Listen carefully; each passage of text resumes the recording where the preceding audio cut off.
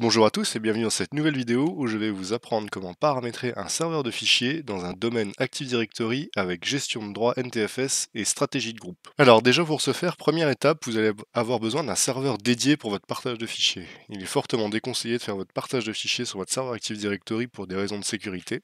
On essaye d'isoler les différents rôles pour les différents serveurs. Sur ce serveur du coup que j'ai installé proprement, je l'ai déjà renommé, j'ai fait la petite préparation de base comme dans la toute première vidéo. La seule chose que j'ai faite en plus, c'est que je l'ai déjà joint à mon domaine Active Directory. Si vous voulez profiter des droits Active Directory de votre domaine, il faut qu'il soit dans le domaine Active Directory. Ensuite, pour préparer un serveur de fichiers, la première étape, ça va être d'installer les rôles de serveur de fichiers. On voit que par défaut, on a déjà le rôle service de fichiers, mais on n'a pas toutes les fonctionnalités possibles. Pour ce faire, on va aller dans Gérer, ajouter des rôles et fonctionnalités. On va faire suivant, installation basée sur un rôle ou une fonctionnalité. On va sélectionner notre serveur. Je l'ai appelé SRV VFS1-GA, FS1 pour File Server 1. Ensuite, dans la liste, on va retrouver le service de fichiers de stockage juste ici.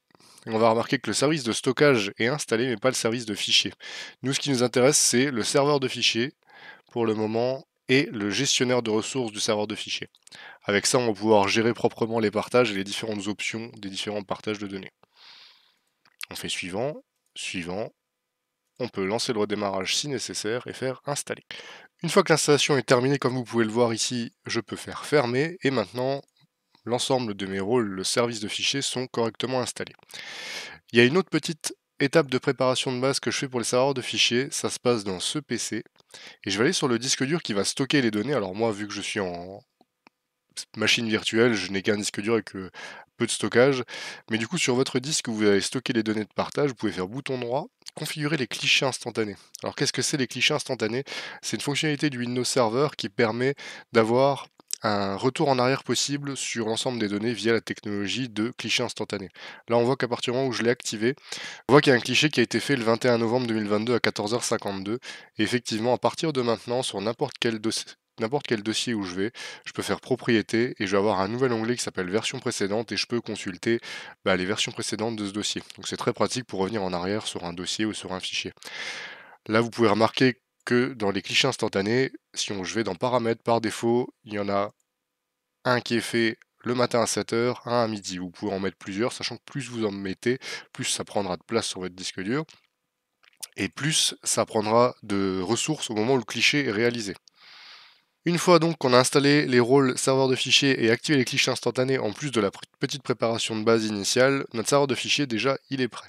Sur le serveur de fichiers, on ne va pas faire tout de suite d'autres manipulations. La suite va se passer du côté de notre serveur Active Directory. Voilà, je suis passé sur mon serveur Active Directory où je vais pouvoir aller dans les outils d'administration et retrouver la console utilisateur et ordinateur Active Directory. Alors pourquoi est-ce que je vous emmène ici? C'est parce que on va devoir d'abord réfléchir à la manière dont on veut gérer les droits d'accès dans notre serveur de fichiers et donc gérer les groupes de sécurité.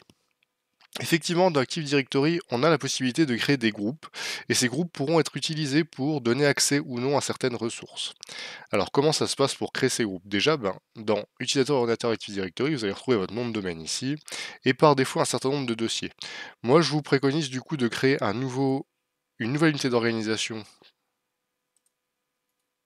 juste ici. Donc c'est un nouveau dossier sur lequel on va pouvoir appliquer plus tard des stratégies de groupe, j'y reviendrai, ou créer d'autres unités d'organisation pour avoir une arborescence de rangement plus propre et plus claire au sein de notre domaine Active Directory. Donc moi en général je mets le nom de la société pour laquelle je crée le serveur Active Directory, donc là on va imaginer que c'est Geek Advisor. Et je vais ensuite créer différentes unités d'organisation, donc notamment une pour mes utilisateurs, une pour mes fameux groupes de sécurité qu'on va créer, et enfin une pour mes ordinateurs. On peut en faire d'autres à l'intérieur, par exemple une par service en fonction des besoins, encore une fois en stratégie de groupe, j'y reviendrai tout à l'heure. Pour le moment, moi je vais simplement laisser comme ça, je ne vais pas faire de distinction au niveau des stratégies de groupe, simplement au niveau des groupes de sécurité. On va s'imaginer une société où on a un groupe dédié à la direction, un groupe dédié à la comptabilité et un groupe dédié à l'informatique. Comme ça, je pourrais, sur mon serveur de fichiers tout à l'heure, faire un dossier comptabilité accessible uniquement par la comptabilité, un dossier direction uniquement accessible par la direction et un dossier informatique uniquement accessible par informatique. Je pourrais également vous montrer par exemple comment faire les droits d'accès sur un dossier compta par le groupe direction juste en lecture. Comme ça, on pourra voir un peu les différentes combinaisons de droits d'accès. Je vais par exemple créer GA direction, qui sera mon utilisateur membre du groupe direction pour faire mes tests.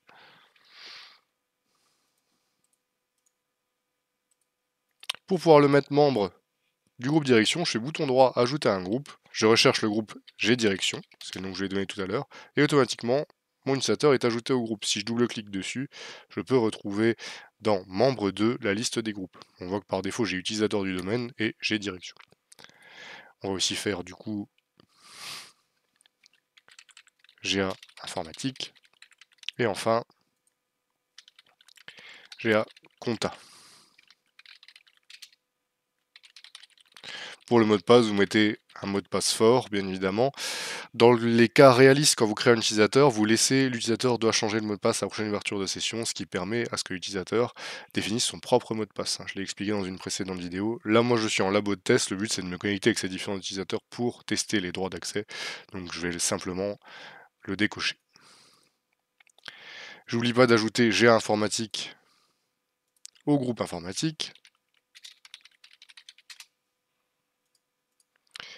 Et GA compta au groupe compta. Je peux également aller vérifier directement dans les groupes en passant par l'U au groupe si mes membres sont justes en double-cliquant sur le groupe et en faisant membre. Voilà, donc là maintenant j'ai bien 3 utilisateurs et 3 groupes différents.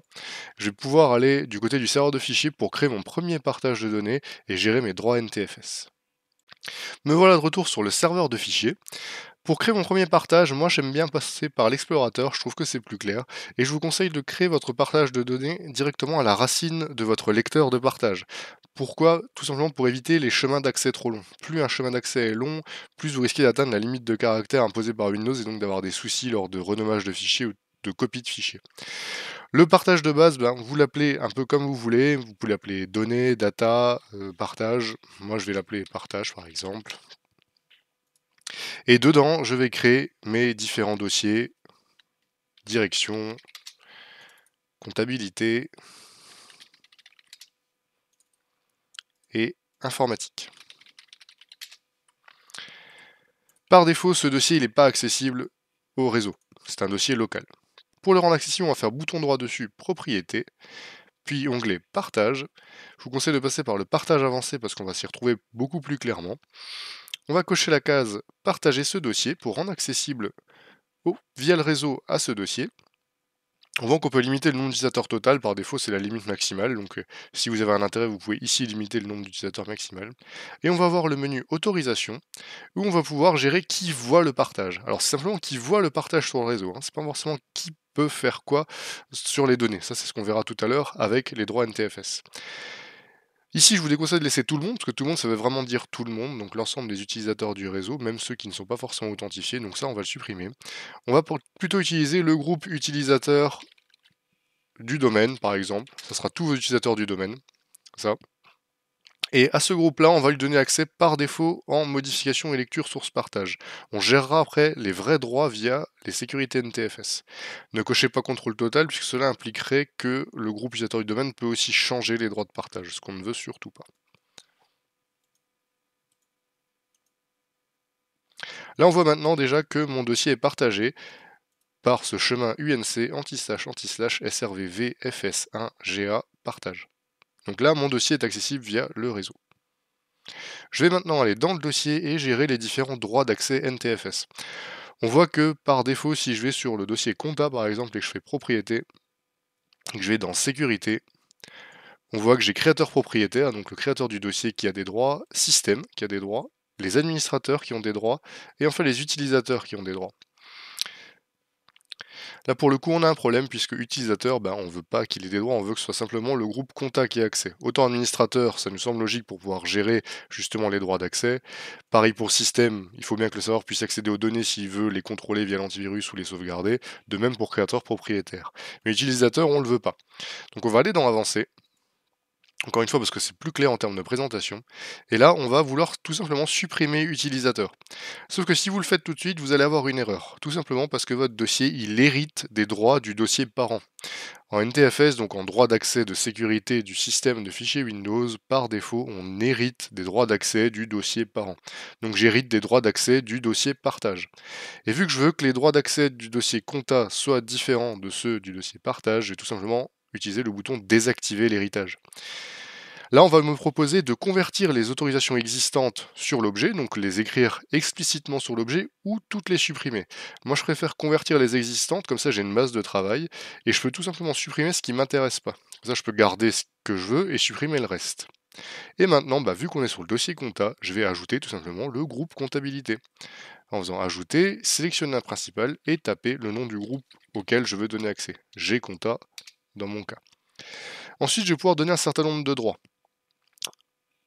Le groupe compta, on a dit qu'il peut travailler comme il veut sur le dossier compta. Donc on veut qu'il puisse aussi bien lire ce qui est déjà coché qu'écrire et modifier. Donc si je coche modification, ça inclut écriture.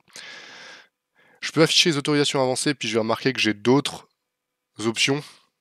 Je vous déconseille clairement de cocher contrôle total, puisqu'encore une fois, cela implique de pouvoir changer les droits. Si je coche contrôle total, automatiquement mon groupe a le droit de pouvoir changer les droits et donc donner des droits à d'autres utilisateurs, ce que vous ne voulez surtout pas.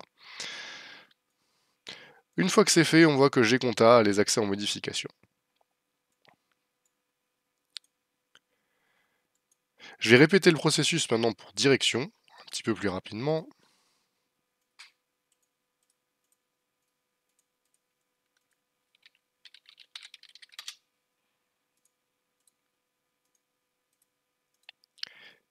Et de même pour le groupe informatique.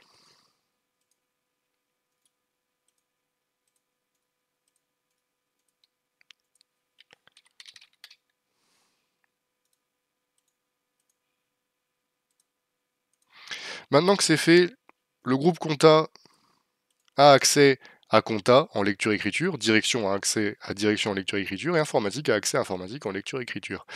J'ai dit tout à l'heure, ce qui pourrait être intéressant, c'est de rajouter par exemple au dossier compta l'accès au groupe direction, mais uniquement en lecture. On va le faire, on va faire propriété sur compta, sécurité, et on voit là qu'on a notre bonne liste d'utilisateurs, mais on n'a pas Gdirection dedans. Donc on va aller dans Avancer, on va faire Ajouter, sélectionner un principal, Gdirection, et cette fois on va simplement laisser cocher les cases par défaut, lecture et exécution, affichage du contenu du dossier et lecture. Je fais Appliquer, et là on voit que Gdirection a bien accès seulement en lecture. On testera tout à l'heure avec notre ordinateur client. Au point où j'en suis, mes groupes ont accès à respectivement à leur dossier et direction un peu plus de droits que les autres. Par contre, j'ai pas encore fait de modification directement sur les droits de partage. Si je vais sur partage et que je fais sécurité, je peux voir que j'ai administrateur qui a tous les accès, ce qu'on veut, mais j'ai toujours utilisateur qui a le droit d'accès à tout en lecture, ce qui n'est pas forcément la meilleure des pratiques. Nous, on va tout simplement enlever utilisateur, on va aller dans avancer, on va pareil désactiver l'héritage, on va supprimer utilisateur, et on va plutôt à la place rajouter utilisateur du domaine. Et sur le dossier partage, donc pas sur les dossiers suivants, vraiment juste sur le dossier partage, on ne veut pas forcément que nos utilisateurs puissent commencer à créer des fichiers ou de nouveaux dossiers à l'intérieur. Donc on va simplement laisser en lecture-exécution, affichage du contenu du dossier et lecture. Et là où il y a un point de vigilance, c'est qu'ici il va bien falloir faire ce dossier seulement. Parce que si vous faites ce dossier, les sous-dossiers et les fichiers, ça pourrait remplacer les droits des dossiers enfants, puisqu'on rappelle qu'il y a un potentiel héritage. Nous on veut seulement changer les droits sur ce dossier. Donc on fait ce dossier seulement. J'applique. Et là, tous mes utilisateurs du domaine peuvent donc accéder dans Partage, mais ils ne pourront rien modifier. Et après, ils pourront accéder ou non au dossier respectif. Maintenant, on pourrait aussi vouloir que les utilisateurs, quand ils arrivent dans le dossier partage, ils voient seulement les dossiers auxquels ils ont les droits d'accès. Je m'explique, si je me connecte avec un utilisateur de l'informatique, je pourrais vouloir qu'ils ne voient pas forcément les dossiers direction et compta. Alors ça, c'est possible sous les serveurs Windows, ça s'appelle l'option ABE, Access Based Enumeration. Et ça va se paramétrer dans service de fichiers, donc Dans le gestionnaire de serveur, vous allez avoir partage. Vous allez retrouver la nouvelle console de gestion des partages que je trouve un petit peu moins claire que ce que je viens de vous montrer, mais vous pouvez faire quasiment tout ce que je viens de vous montrer par ici. Mais on peut surtout aller dans propriétés sur le partage qu'on vient de créer. Et on va avoir dans paramètres, on peut activer l'énumération basée sur l'accès, donc l'ABE en français. Si j'active ça à partir de maintenant, mes utilisateurs, quand ils se connecteront en partage, ils ne verront que ce qu'ils ont le droit de voir. Alors maintenant que notre partage est fait, je vous propose d'aller tester les droits d'accès justement via notre PC client, donc qui est dans le domaine Active Directory. Je propose qu'on se connecte avec un utilisateur. Je vais prendre GA Direction puisque c'est celui qui a des droits un peu différents. Je vais prendre cet utilisateur-là et je vais me connecter et essayer d'accéder au partage de fichiers pour vérifier que tout fonctionne correctement, comme on le veut. Je vous propose de toujours vérifier quand même que vos droits sont corrects avant de mettre un serveur en production, ça éviterait des soucis de droits d'accès non voulus. Donc là, je me suis connecté à mon PC Windows 10 client. Et pour accéder à mon serveur, déjà pour le moment, j'ai rien fait en termes de connexion. Donc pour pouvoir le retrouver facilement, on peut faire Windows R pour avoir l'exécuté. Et vous pouvez, à cet endroit-là, taper le chemin de votre fichier. Moi, c'est srvvfs1-ga. Et là, je vais retrouver l'ensemble de mon serveur, tout ce qui est partagé sur mon serveur. Je peux retrouver le dossier partage que j'ai créé. Et si je clique dessus, normalement, j'accède bien au dossier partage. On voit que j'ai pas le dossier informatique dans la liste. Donc il a bien disparu, il est bien non affiché puisque j'ai pas les droits d'accès. Je retrouve le dossier direction pour lequel normalement je peux faire ce que je veux. On va essayer tout de suite. Je vais créer un document texte de test.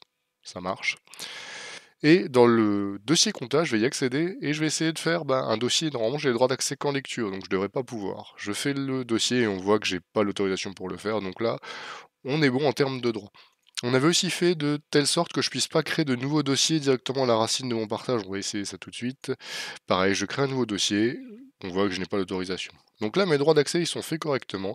Maintenant, l'idée, c'est de déployer cet accès au serveur de fichiers de manière automatisée dans l'ordinateur via un lecteur réseau. Mais ça, on va pas le faire à la main en faisant ordinateur connecté à un lecteur réseau. On va le faire par stratégie de groupe via le serveur Active Directory.